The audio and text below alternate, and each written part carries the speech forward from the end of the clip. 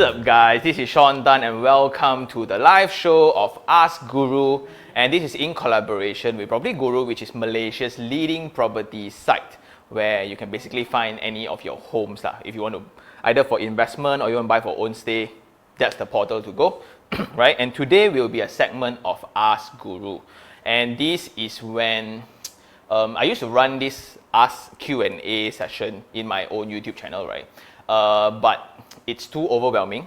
Thank you for all that sent in your questions. But I worry that I couldn't get back to all of the questions. Therefore, we kind of worked something out and I'm here, right? So if you have any questions, if you cannot get to me as per what your need is, you can actually just put your question in their own website. And it's pretty easy to do, right? So in that website, in that Ask Guru segment, they have experts, they have certified agents, industry experts to somewhat answer all of your questions. And the worst thing about property investment is you get answers from anybody, and that's the worst, because once you sign the dotted lines, 35 years, right? So it's pretty easy if you want to drop your question, right? Just demo a little bit, okay? This one real one, you see I can scroll one. Real one. So this is the PropertyGuru website. If you just go there, there will be this segment and you can actually just scroll, right? Okay, lagging a little bit. Okay, so there's this Ask Guru.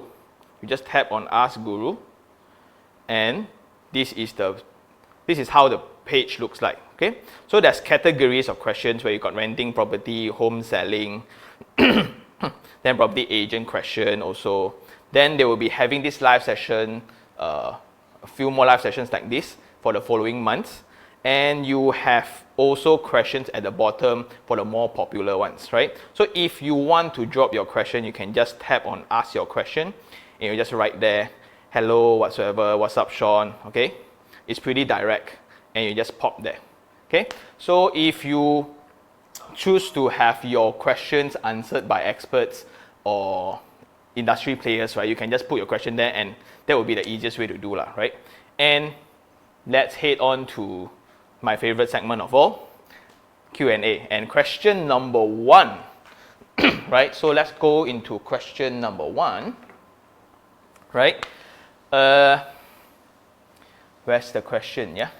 What is your opinion on the resale value or rental value of those small 3 rooms, 2 bathroom condo units or 800 square feet to 800 square feet when compared to those condo more than 900 to 1000 square feet for Klang Valley condo, right? So I think for better understanding, we just put the question there for everyone to see, right?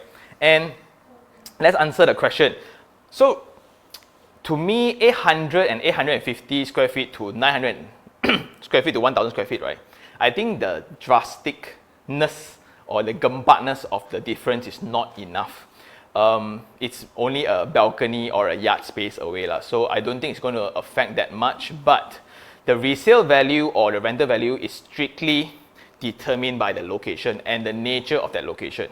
What I mean is, if you are in a location, for example, Mont Kiara, KL Central, KLCC, Bangsa South, these are locations that job opportunities are in abundance.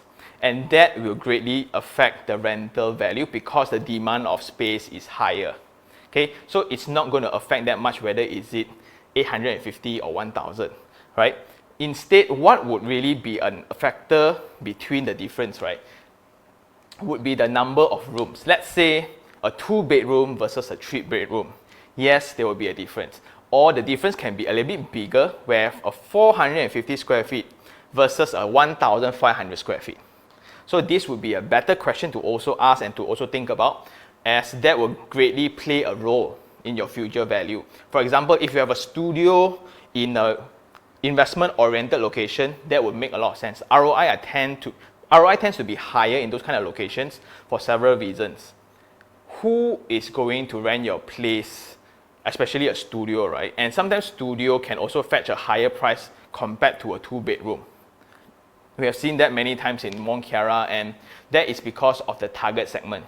Who is going to be affordable? Usually bachelors, or senior managers that are single, they are looking for quality of space rather than quantity of space, then these are the people that will tend to spend more money on lodging to have a studio instead of a 2-bedroom unit. Okay? Then if you are in a residential oriented address, for example PJ, Shah Alam, those kind of locations, the family suite kind of package will work better. So the 3-bedroom unit tend to have a higher capital appreciation compared to the studio, because if you are located a little bit further away from the CBD, it wouldn't make sense to rent a studio, because usually studio units are designed for short-term stays, are designed more for investment and kind of things. So it wouldn't make sense to buy, you wouldn't want to build a family in a studio. You can't, right? And I think that would be the answer for question number 1, right? And just go into the website just to see, for those who are logging in, right? Thank you so much for logging in, and thank you very much for tuning in as well. Drop a question here if you can. Yeah, so I think that will be question number 1. And now let's head on to question number 2. So for those who just tune in, right, this is Ask Guru segment where I answer questions directly from the website that you guys popped up, right? So question number 2. I intend to sell my apartment for 230,000, but the buyer wants to mark up the sale price to 300,000 to get a higher loan to meet the renovation. Is it safe for me to sign the SMP with a marked up price? Yes, technically yes. If this is a sub-sale, definitely this is a sub-sale. So on a sub-sale basis, what would be the limiting factor would be the valuation report. Every time before you want to do a transaction, the banks or financial institution will need to verify that this property price is there. There's such value for this price. If not, why I want to settle for 300,000? Might as well I settle for 500,000, right? So the bank needs to have a valuation report saying that yes, this property is fetching 300,000. Just for information for those who don't understand why, right? Because some residential loans, we take 90% of the S&P price. Therefore, 90% out of 300,000, I can have 270,000. But on a private basis, we settle at 240 maybe. So you have some surplus to actually do your renovation or whatsoever. So that's the reason why. And based on my experience back then, there are also people who want to reduce the amount of SPA, right? So they just want to avoid RBGT in that sense, right? Okay. And based on this SPA value thing, you need to have valuation. So if you are buying a new property today from the market, this is how they play with rebates. This is how they play with discount, because new buyers nowadays, youngsters like us, right? We don't have money. We got no capital, right? So this is when we can actually play with the amount a little bit. So the bank valuation is one thing. How much you actually settle for is another thing. So the trick is to always look for net price instead of the SPA price, because that is actually just a guide between both parties. Okay. So if you guys are watching, thank you very much. You guys can leave comments, come and say hi, so I can just say hi back, right? Or you can also go check out the website and go pop your question there. Or if you want to ask follow-up questions, right? If I answer halfway, then you think like, hey, I don't understand, can just drop your comments there, because this is live. I'm actually waiting for people to comment, please. Right? And I think that is more question number 2. So let's head on to question number 3. Okay. Wow, this one is a long one, way. Okay. So should graduates at the age of 23 to 24 purchase their first property at such a young age, if they have the ability to do so? Always heard that you should get your first property as young as possible, but what's the rationale behind it? Others would argue that try to keep your commitments at a bare minimum when you're at the early stage of your career. Besides that, if I'm looking to purchase an under construction property which will be completed in Q4 2025, rumah WIP around 270,000, is it acceptable if I have the goal to increase my income, and when I get the keys in the future, 3 to 4 years, I will have the ability to kind of upgrade to a better property and rent this current property out? Wait, So, or will you suggest that I should keep cash on hand and wait for a few more years to directly choose a bigger and better property? Because then with the saving amounts I will have the purchasing power to select which property I like, and I will be clear which area I will be settling down at that time. However, the property price around PJ might be increasing for a few years later, so I really hope that you could advise me on this. This is by, yeah, so you can also keep yourself anonymous in that way. Anytime you want to pop your question at Ask Guru segment, right? Okay, so let's break down the question into several parts. So at 23 or 24, should you actually buy a property? The saying goes when you should really commit yourself when you can, when you are young, you should buy a property. Part of the reason is because you can qualify for a 35 years loan. And with 35 years loan, your installment amount is actually way lower. And the rule and the belief is property price tends to go up across time, right? So that makes sense. However, that kind of changed compared to my time. So I bought my first property at 22. In that sense, I made that decision because I made a decision to climb the corporate ladder.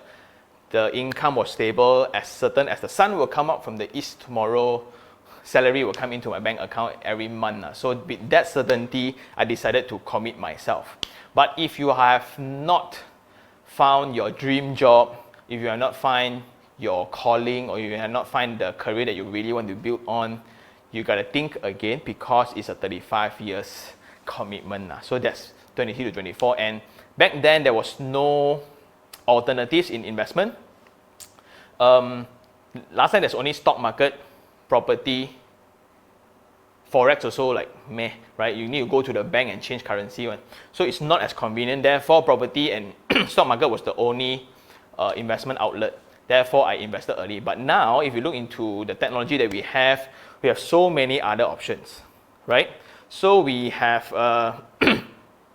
crypto right now, we have NFTs right now, we have stock markets, and if you don't know how, right, you can still go into the internet, you can still go to YouTube and learn everything you can and just be a maestro in like 3-6 months. So a lot of young crypto investors, a lot of young property investors as well. So that being said, rumah WIP. So for those who don't understand, rumah WIP is a product developed by the government, state government, and it's meant for people who cannot afford an open market. So this is how they address the affordable issue in property, where people cannot afford a home. So to me, if you can qualify for one, yes. But down the road, let's say 5 years down the road, suddenly you want to move out, also can, because these products, I don't really encourage this, we will talk about that later, but this kind of product, because of the buying price, there's a barrier to it, there's a ceiling to the buying price. Therefore, rental wise, they don't care whether it's an affordable house or is it an open market. Therefore, the ROI for this kind of products are awesome. So for those who buy rumah WIP, they buy rumah Selangorku, or they buy affordable properties, right?